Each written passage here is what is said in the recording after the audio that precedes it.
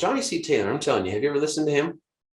I have more in webinar type information. I've not met him in person. Mm. However, I think I might have some opportunities in the future to meet him. So that would be Oh, really? lovely. That's cool. He sounds like very wise and friendly person. No kidding. And he just, he has that talent of a keynote speaker. Mm, Commands the room. The way he talks is like, my goodness. that's amazing. That's a talent. So it was cool watching him interview Michael Phelps. Oh, that would be neat. And so he and Michael Phelps, of course, were talking about mental health Hmm. and mental health in the workplace. And then Johnny C. Taylor, in his following keynote, he also said, he even used this phrase. He said, I can't quote it perfectly, but he said something like, us as HR professionals, it's important that we take the mental health in our workplace so that we can help our employees reach their full potential, right? Exactly. I agree. And I was so excited that he said that, and not, well, mainly because that's what I do, right? My brand is Reach Your Ultimate Potential, and I talk about emotions and mental health. So I was like, oh, good. Awesome. Sounds like I'm on the right track. Uh-huh. But Write that down. Yeah, I think that's on point. And I think we've had the opportunity to talk about it for many years now. And I think it's easier now that we've experienced COVID. I think oh, it's yes. a different conversation now because it has impacted all of us. Whereas previously, we all have times when our mental and emotional well-being is challenged. And I think with COVID, we all experienced that at some point. So we have a shared experience where now we understand each other in a different way. So I'm glad that this has come to the surface. So I'm an HR professional. I've been in HR for 20 years, but my very first thought was to be a therapist. So I've always had Mm, and I maybe I'll go back. I don't know, middle age, so I don't know what I'll do for the uh-huh. rest of my life, but I've always been a proponent of encouraging emotional and mental well-being. So I appreciate the Good. work you're doing. I'll have to look up your work more. So thank you for that. No problem. And that's exciting to hear you say that. Another reason why I'm just doing these conversations is to, make it more spoken of, right? But it's Hmm. so fascinating to learn. And when people can hear your story, for example, and just hear more HR Yes, professionals talking about it, then it's like, okay, if they are and they're okay, then I can and I'll be okay, right? exactly. Yeah, when we show who we are, all the vulnerabilities with it, it does make it easier for others to go, oh yes, I've Mhm. experienced that as well. So I agree with that. Right. And another thing, exactly to your point, I left my HR executive position in February of 2020. Good timing, right? Oh, holy moly! Right before it all went I down. know. But I left to become a speaker and a coach on the subject of emotional wellness. But at the time, I turned right around and I talked to my HR associations and said, hey, I've seen the problem. I have a solution. And at the time, they're like, well, we don't talk about emotions at work. Oh goodness. Yeah, leave your emotions at the door. I've never agreed with that. You Right. can't. We are Right. whole beings and we bring our emotions, whether they're expressed outwardly or whether they're kept in. And I have concerns when people don't feel that they can express their emotions. Of course, I would never advocate for violence or outbursts of anger that are threatening to others. However, there are healthy ways of expressing anger because we're all going to feel that at one point. Mm-hmm. And tell me what you think on this. I've heard anger really is a secondary emotion that reflects either some type of sadness or abandonment or frustration or yeah, some other a feeling that we're not allowed to feel by Mm-hmm. society. Society's okay with anger, but they're not always okay with crying. I'm going to wear a t-shirt that says I cry at work. I've cried at work several times. I'm okay with it. And when people, I always have my tissue box. I'm now in a more of a consultant role, but when I was an HR director, I always had tissues and I said, tears don't scare me. Mm-hmm. They're okay. And I'd rather you cry than not deal with those emotions and it hurts you later on. So yeah, I Mm-hmm. agree with that. No, I love that. And to your point, I mean, a lot of people don't quite understand that anger is a secondary. And, there's different ways of looking at this because I just finished recording a course where anger is defined as one of our primaries. Okay.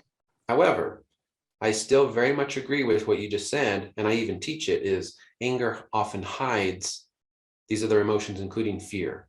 Mm-hmm. Because when we're afraid of getting hurt, or we have gotten hurt, or fear of whatever, then our natural reaction is the fear reaction of fight, which is Right. anger, aggression, right? Mm-hmm. And it's so empowering when I first understood this to say, okay, this is why I'm angry. And if I understand why I'm angry, then I don't feel so bad. And Mm-hmm. now I can let my emotion play its, play its role, Mm-hmm. and then I'm going to be okay. But in the society where we're just think, if I'm angry, then I'm going to hurt somebody, we think Mm-hmm. that's a definition, then we Mm-hmm. judge ourselves for feeling anger, right? I Right. can't feel angry because I don't want to hurt somebody. Mm-hmm. And so then we just hold on to it and we start to hate ourselves and the cycle continues and everything else. So Mm-hmm. I'm so happy you understand that. Yeah, that is it Susan David who talks about toxic positivity. And I have to watch myself with that because I am fairly optimistic as a person. And sometimes anger is not so comfortable. That's not an emotion I'm as comfortable with. So I don't know if you watch Ted Lasso. I adore his that TV show, and I think it's on Apple TV. I would change a little bit, but he says, don't get angry, get curious, start asking questions when you're feeling. But I would say when you're feeling anger, that is your opportunity to begin asking questions and getting curious, not just about yourself, but maybe others in the room. Like how are you processing this information right now? Here's my understanding of it, and here's where I'm feeling frustrated or where I don't understand it. And I'm feeling angry right now because of that. And then that's when you can start having those conversations to process through that and hopefully reduce some of that anger through getting understanding. But Exactly. I do have to watch myself that I still acknowledge that anger is okay too, because sometimes I don't like that. Like for in a meeting and someone raises their voice, that fight or flight, I tend to, or freeze, I tend to freeze a little bit. So I have to Mhm. recognize that in myself and breathe through it and then say, okay, let's ask some questions right now because something's not clicking with this conversation. So Oh, I love that. And you already addressed this, but sometimes I like to make it clear that when somebody says don't get angry, get curious, sometimes our brain latches on the side of don't get angry. And then we say, I can mm, never get angry. So now if I ever feel angry, then I'm bad. And we start to judge and we go in that cycle. yeah. But you took it to the appropriate step later and said, if you're feeling angry, then get curious. And that Mm-hmm. resolves and lessens the anger. So that's powerful. Mm-hmm. Yeah, I've used that quote probably 100 times since I saw that episode. I was like, I love that. So it's a No, great show if you have a chance to watch it. that's awesome. Thank you. And when I talk to a lot of HR professionals and I do some surveys lately, this entire last year and a half, the most common emotion felt by HR professionals, according to these surveys, is frustration. Frustration. Okay. And if you look at the scale of emotions, frustration comes before anger, or it's a type of anger, right? It's Mhm. almost like, well, I'm angry, but I don't want to tell anybody, or I'm angry, but I don't want to Mhm. show it. I'm angry, but right? Mhm. And so when we can understand that, and especially know that if we feel frustrated and we don't deal with it, meaning if we judge it, if we ignore Mm. it, if we just pretend, I just have to live with it, then it's very likely that it scales up to anger. Mm. And that's when we act in a way that sometimes we don't like. Right. Right. That's interesting. I'm gonna ponder on that too, because frustration can come from so many different places, and I wonder if frustration is a lack of understanding in something, whether it's through another human, through another situation. I taught a class on communication styles last week, and we all came to the point that we cannot expect ourselves from other people.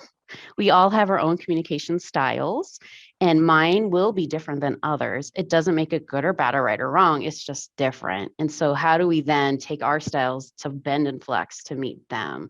Because even though I would do something in a certain way, I cannot expect anyone else to do the same. And I think that helps reduce frustration because when I have high expectations for people to act like I would, and they don't meet that, that's when I feel frustrated. And being in HR for so long, I've realized that through the years that don't put an expectation on somebody, because then I am the one who then has to work through that frustration.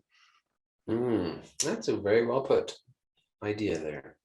So now I'm just thinking about that because it's a new thought to me. Mm, I always try to break down the emotion, right? I mean, what could be mm-hmm, related to, and as we do it, how can we understand that better? So to mm-hmm. your point, if we have an expectation placed on somebody else that we think, well, I do it, so they should, Oh yeah.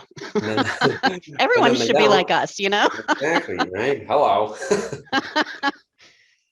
What was the other? Yeah, the communication too. It's like, how can we get upset at somebody for them not reading our minds, Right, right. right? And Yes, then we just sit in that level of frustration. Like, why the heck didn't you read my mind? exactly. Yeah, I told the story. So I'm more of I don't know if you're familiar with either DISC or communication Mhm. styles, but I tend to be more like the considerate influence person, like more on that side. And I love helping people, probably to an extent that may not always be healthy, because I get that ego boost when I've helped somebody. So I Mhm. recognize that. And I had, when I was in a director role, I had one of my generalists who I kept saying, well, let me help you with this. Let me help you with this. Me thinking that I'm helping her and I'm doing her a service. And she said, I understand you want to help me. And when you offer to help, I feel like you're telling me you don't trust me to do my job. And I was like, Mm. whoa. I was like, oh my gosh, I never thought of it that way. And that was just a different, that was because me communicating, let me help you, I thought that would be perceived as, yes, please, that helps me.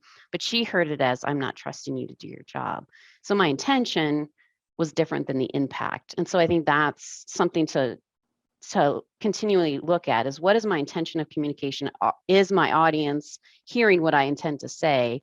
So asking for, when you're at the end of a conversation, what did we conclude? What did you hear? Just so we know that we're on the same page, because that happens often. I tend to not be as direct of a person.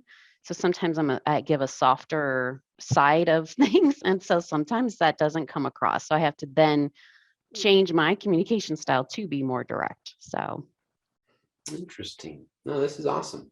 mhm, So give me let's step back a little bit. And we're probably going to come back to this subject of frustration in the workplace because I think this is a good conversation. mhm. But if you will, let me understand a bit about your background. You say you have 20 years. I'd like to hear about your growth. Oh, And then sure. we'll just talk about, I mean, you said you want to be a therapist before, so that kind of answers the question of why is this interesting to you? Right. But I think you'll give us some valuable insight where you've had that interest and then you've had 20 years of experience. So I'm sure you've seen how this exists in the workplace. And I'd love to hear some Mhm. examples of that. Oh, sure. Yeah, my first HR role was actually at a mental health organization, so I thought that's a good blend. And as I was going through my tenure there, um, I thought, well, I really like HR. There is an element to counseling in it. Not really. I can't be a counselor. However, there is the opportunity to help folks along with their career. So perhaps the end result can be similar. And then went along. I've mostly been in the nonprofit sector, so helping um, organizations with some type of social service. And now I'm at an organization where we help HR people and leaders and whatnot with HR. We have lawyers who provide employment law advice. We do teaching. We have surveys. And so, yeah, it's ever evolving. I think that HR, there's never I you can never sit back and go, I know everything about HR. It's Mm. always different. And that's what I like about it. I like learning, continually learning. So you mentioned frustration. I think that can show up a lot of times. I say probably 99% of the time it's because of communication misunderstandings. And it's Mm. the fear of having that hard conversation too, where we're so conflict avoidant, we'd just rather not say anything. And what I've learned through the time is maybe a 10-minute hard conversation can save you weeks, months, years of frustration. Right. And what can we do to provide, what can we as HR professionals have within ourselves to be able to coach others in having those hard conversations to then hopefully reduce some of that frustration that our employees are seeking. So that's very big picture of where I've been in the last 20, almost 20 years now. Yeah. Yeah, that's awesome. With that frustration and communication, yeah, it reminds me of one of the trainings I took way in the beginning of my HR career, was how to handle difficult conversations, right? Mm, And that should be taught in high school. oh, well, right? And one of the biggest things I learned from that is difficult conversations are difficult mainly because of our mental preparation beforehand. We just think this is going to be difficult, therefore Ah, it is, right? And to your point, we might stress about it for 2 or 3 weeks, avoiding that conversation, whether it's even a performance appraisal, right? Or it's a disciplinary conversation, or it's mm-hmm. just, hey, we really need to talk about this as a coworker. We avoid it forever because we Mm, think, oh, this is going to be so bad. They're going to yell at me. It's going to be embarrassed. It's going to be awkward. I hate this. mm, And then you have the 10-minute conversation. And most of the time, you think, well, that wasn't too bad. right. Almost all the time, yes. And Right. yeah, I tend to be like, if everybody could be peaceful and kumbaya, that would be my perfect world. That's just not, it's not reality. It will never happen. Um, I'll long for that. That can be my vision of our world, but I say I'm an optimist with heavy doses of realism. So yeah, how can Mhm. we then prepare ourselves to have those conversations? And something else I've come up with is, part of it is, can we trust ourselves to get through that difficult time? Do we trust that we can make it through and that we'll be okay in the end? It Mm, won't feel good and we can get through it. So yes. that's another piece that especially when I'm like, oh, I don't want to have this conversation. That's, I can get through this. I trust myself now to know that, well, I'll get through it. And I've seen enough conversations go sideways now that I've learned how I want to respond to those, whether it's acknowledging the other person. I say, I see you, I see that you're frustrated. I hear that in your voice. I see that in your face. Let's take a break. And knowing, Mhm. am I ready for this conversation too? Because if I'm not in a space to have it, then it's going to go sideways and it'll just make it worse. Right. So yeah, I agree with you. I would love more education around difficult conversations so they're not so scary for people. Yes. So what I do is, as a coach, I can listen and I break apart, right? So what you said is awesome, where we can see the employee for how they are and what they're feeling, and Hmm. being confident in ourselves enough to trust ourselves. So I see that always from an emotional perspective. I think a majority of people, and I can say this because sometimes I still am, but I very much was, when I felt an emotion, I didn't realize that it was an emotion separate from me. Mm. I thought it was something that defined me. Hmm. Therefore, if I felt angry, then I would feel like I am not in control, Oh yeah. or I am not good enough to be in control. So therefore, yes, Hmm. it would lead to a following conversation that says, I just don't know if I can handle that because I don't know if I'm going to get angry, right? Mm. And I could go into more examples on emotions, but I think a lot of people are that way. And that's why they may even subconsciously think, well, I can't trust myself in this conversation because I have no idea how I'm going to feel. And if I feel that way, then I don't know what to do, right? So what you mentioned of seeing the other person and saying, hey, I see that you're frustrated. And all you do is validate. You don't Hmm. judge and you say, I can't believe you're Yeah. frustrated. Why the heck would you do that? Right. Or agree even, like again, I can't expect myself from others. So even if I'm like, why are they feeling frustrated? If I don't understand that, I can still validate even if I don't understand it too. So I think that's Right. powerful too. Yeah. And the cool part about that is if you can see that they're frustrated and you don't understand, then to your point earlier, be curious. Be curious. Say, Yes. say it looks like you're frustrated. Can you tell me more about that? Mhm. And then you Mhm. might get to the heart of the situation, which may be different than what you're talking about, but that resolves your overall conversation, right? Right. So cool. And sorry, to this point, and this is a good conversation. It's just helping me see these things in a new light, and it's nice to know that we seem to see these in a Love similar it. way. Yeah, I love right. it. So as we can increase our understanding of what we feel and possibly why we feel, then we can start to see them as not us.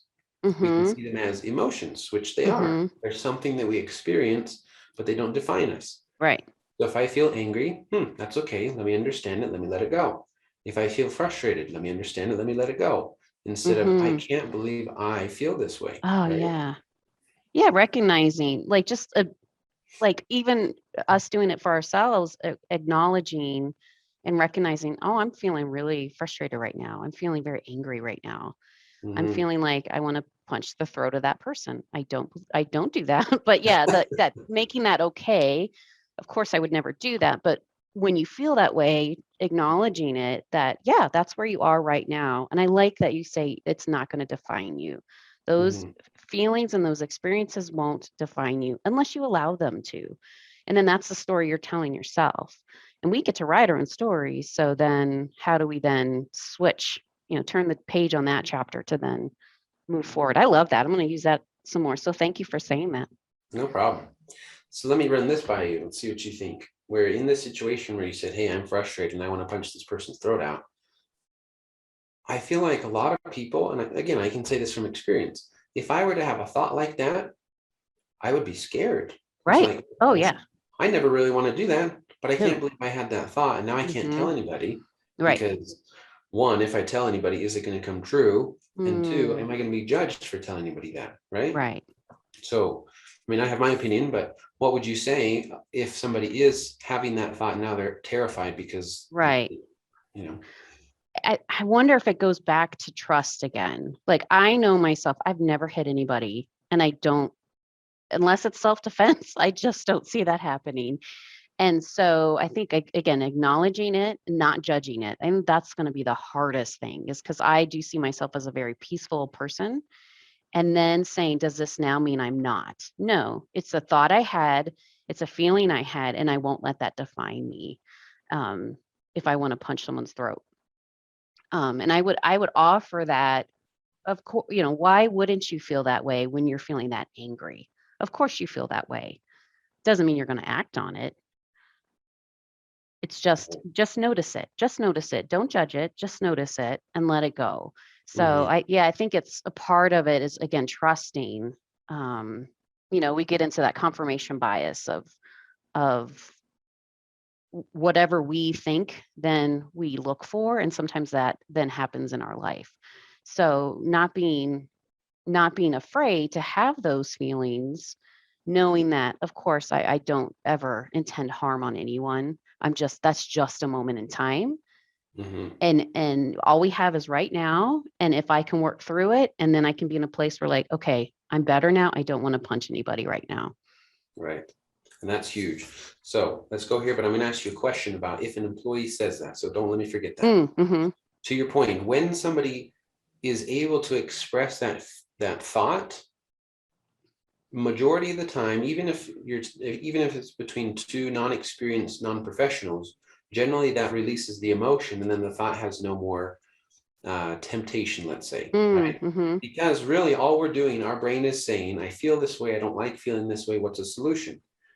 Well, if I'm angry, it's because I'm possibly scared of being hurt, and to Mm-hmm. protect myself, I'm going to go punch them, right? Mm-hmm. That's just a natural survival aggression kind of thing. Mm-hmm. So it is a solution that our brain thinks will work.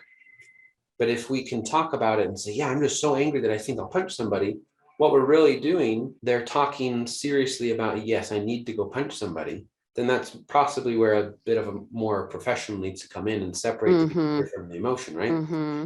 But in general, somebody is simply venting or expressing an emotion that, yes, they express it by talking about physical energy. But anyway, I mean, I'm getting too broad here. So let me get to the question, which will put this into a scenario. And possibly you even experienced it in your experience with HR roles. But I remember this too. If, let's say, a different executive comes to you and says, I just had a conversation with somebody who is now angry, and they just said that they are going to punch somebody. Mm. Now, let's keep it in our scenario, right? Where we Mm-hmm. know enough about the situation to know that it is probably just an emotional venting. Mm-hmm. Now the executive is coming to you seriously thinking that we have an Sure. abusive situation on our Mm-hmm. hands. Mm-hmm. How do you Right. resolve the situation? I would encourage, well, I would help. Um, and I would encourage the executive to again start to ask questions about it. So work with the employee who said that and go back to the employee and say, I'm curious about a comment you made. I'm worried that actually this just happened with one of our members like 2 weeks ago, who threatened to actually to kill somebody. So we said this concerns me. I'm scared right now for your safety and the safety of our employees that you're at a level where you're promoting violence. Tell me more about that. What are you hoping to accomplish by punching somebody in the throat? What do you hope that that will give you that you may not have right now? And then just really talk with, did you mean that? And being very frank and blunt. That's where I've learned I can't beat around the bush. Say, Mhm. are you intending to punch somebody right now? Most of the time they say no and say, so there's anger there. Where is that coming from? What's angering you right now? How's that making you feel? What can we do without promoting violence to resolve this so that you can come to work feeling happy, feeling supported, and feeling productive? Even if you have to work with this other person, you may not like the other person, but we get to work with one another and it must be productive and it must be respectful even if you never talk to one another. Mhm. So yeah, I would want to get curious about it and encourage the executive to own his or her feelings too around it. Like, you're probably scared right now. You may be confused if this isn't a reaction you've seen from this person in the past. And so just, yeah, get really curious. I don't like jumping to conclusions until I have more information. Well, I don't like conclusions at all. Like Mhm. assumptions, just I don't like assumptions. I find myself doing it sometimes, but sometimes we have to say, what are we trying to solve right now? Right. What is the issue behind this before we get to actual steps on resolution? What's really going on here? Then Mm. we can look at how do we then walk forward towards a peaceful solution. Bravo. Very well. Good answer. Thank you. Thanks. That's great. Let's put it this way. I believe personally, and this is kind of why I left my HR executive position. Hmm. I believe that most situations can and should be solved this way because we see it Hmm. from an emotional point of view. Hmm. And by saying that, some people may misunderstand this. Oh, emotional means you're going to cry, you're weak, whatever. No, but from an emotional understanding, right? Seeing why somebody's turning to behaviors because of an emotional need that is unmet, right? Hmm. So if you can see it that way, then you no longer see them with judgment and say, oh my gosh, we got to put a cop next to their door in case they hurt Right. somebody. Right. And it says, okay, let me be curious, understand. Then I may find out something that I've wanted to know, but nobody puts in a survey because they're not comfortable telling me. But because Hmm. I made it a safe environment and I said, tell me why you're angry. And it's because my dumb boss never listens to me or whatever they start Hmm. saying, right? Hmm. Then you say, okay, that's nice to know. Tell me more about it. And then Hmm. you get a solution, and all of a sudden your turnover problem solved, right? Ideal. That's my ideal. Yeah, it's that onion, thought of, here's your anger, and then you peel that. Here's your frustration. You peel that. Here's where you're not getting your needs met. You peel. You keep going down Mhm. until you find the core of the issue. Like, I don't feel valued. Perhaps that's what Right. it is at the end. And then how do you then advocate for yourself in a professional way? To say the way I work, I like to get the atta girls. I like hearing that. My language of appreciation is words of affirmation. I Mhm. need those just from time to time, not because I showed up at work or because, just the day to day, but from time to time, I like to get kudos or I like time with people or, whatever, so that you can then advocate for yourself to what motivates you, whether it's internal or external or whatever. So and then good leaders will listen to that and know that each of the people that they're responsible for has different languages of appreciation, and then you can alter your ways of appreciating those um, to their needs. So when Yeah. I was in a director role, I had one employee, she did not like attention on her at all. She Mm, did not want kudos in a meeting. She didn't want to be called up on the stage and an all staff. She's like, no. So she liked having coffee with me. So from time to time, we went to coffee. I thanked her for what she has been doing. How has her work impacted our organization? How has it impacted our team? And just those more quiet, where some of my employees really did want the accolades in front of all staff. So I think really getting curious with your staff is helpful to help promote that engagement with staff. yes. Awesome. Thank you. Here's a question for you. So, talking to you, you understand it very well. And because you understand it, I feel like you're able to handle situations and not really take it upon yourself. Hmm. If so, the people I try to help is the HR professional themselves. Sure, I could give them a training on saying, here's how you handle all the situations in your company. But my angle is take care of you by understanding your emotions, knowing that they don't define you so that you can be Hmm. okay to Hmm. show up at work and start handling all these. Because I already think you're capable. But and I'm speaking in general, right? When you take all this upon yourself and don't deal with it, and that's what we call burnout. And that's Hmm. and Oh that's what my we call gosh, that's frustration, huge right now. right? Yeah. And so what's your thought on that? I mean, do you see that HR professionals might need that? Or is there a better way to help them help themselves? What's your thought? I think it's a little of both. I think we need community. We're social beings. We need one another to support each other, and knowing that everything we're feeling is okay. And when we're feeling burned out, it's okay. And I take calls quite a bit from HR professionals through the day, just giving different advice and creative thoughts and whatnot. And holy moly, it's yeah, I say, how are you doing as a human being? How are you feeling? A Mm-hmm. lot of people are feeling burned out because there's so much being asked of HR professionals right now, and asking the question, what gives you energy? Is it sleeping in bed all day? Which is okay. It's okay to do that. Is it taking a break? Is it getting a spa day? Is it going to see your family? Is it, just really finding what brings us energy so that we can then show up during the day to help others? Because if our bank is empty, we can't give that out to others. And Exactly. so what do we need to give ourselves energy? And that may look very different between different people. And however it looks, don't judge that either. There are days when I'll sleep until 9:30 just Mm-hmm. because I'm like, oh, sleep. Okay, now I'm ready for the day. And so it's okay. Yeah, not judging our relaxation time. And really disrupting the idea that you have to work, work, work, work, work, work, go, go, go, go, go to be valued. Mm-hmm. I took a mental health day on Friday. I was like, I'm going to go to an art museum, and that's going to fill my bucket so that today I'm feeling better. Yeah. Awesome. Now, I don't mean to take too much of your time, but you brought up a question that I'm going to ask. With mental health days, right? When they're properly understood and properly used, I think they're fantastic. But how would you help a new executive, Mm, or by new, what I mean is that they come from the old point of view that says, really, mental health, who needs that? Just grow up, emotions stay at mm, home, so I need you to stay at work, right? How would you help somebody understand that, hey, your mental health day, if people abuse it, you can't control that. But right. if we create a culture where people understand mental health is, if you need to re-energize so that you can come back to work more productively, great.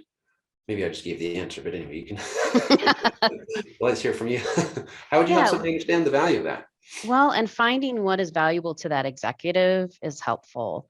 I've been lucky that several of the executives that I worked with were backgrounds in mental health, those who got their masters in psychology or whatever.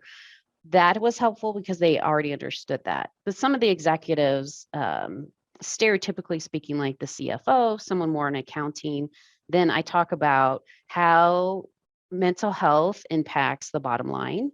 That when we are not emotionally and mentally in a space, we are not going to produce the same way when we are feeling healthier, and how influential our mental well-being is to our physical well-being. And there is a connection there, and seeing where are they with that.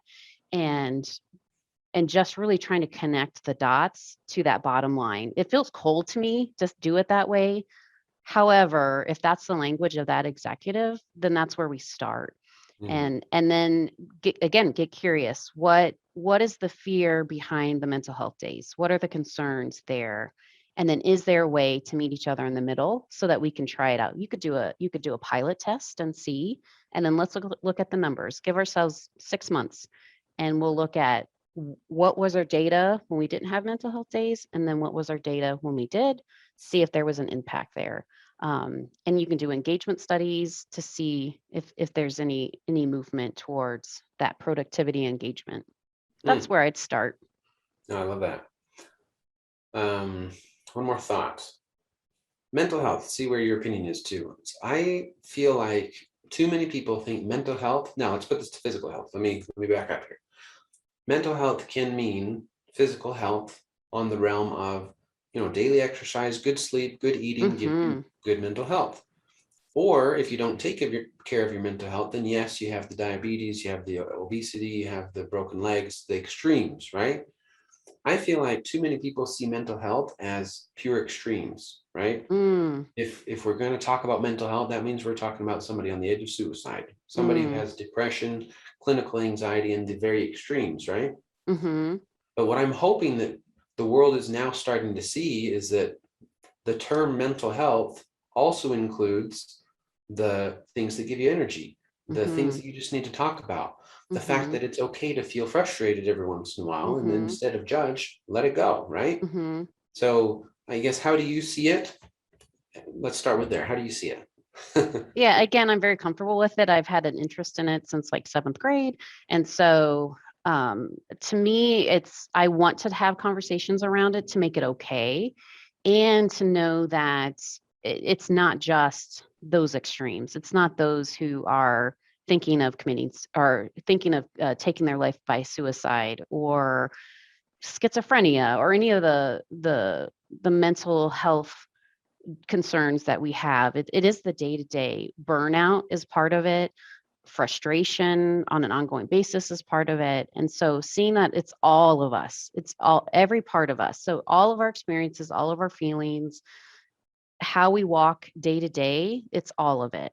And so mental well-being has to be a part of that conversation, or it's like getting rid of half of your body and just Mhm. saying, I'm only going to talk about my left side, my right side. I'm just gonna let that go. Right. So I think it does start with just the little conversations of how are things going, and then us being vulnerable enough to say, I'm feeling burned out right now. I'm not doing well. And then allowing others to have the same without that judgment. Because when we can listen to understand, then people feel heard. And I think then that encourages more and more conversations with all of our whole being, including our emotions and our mental well-being too. Awesome. Okay, well, Jen, I think this has been a fantastic conversation. Thank you. Yeah, thanks. It was great chatting with you.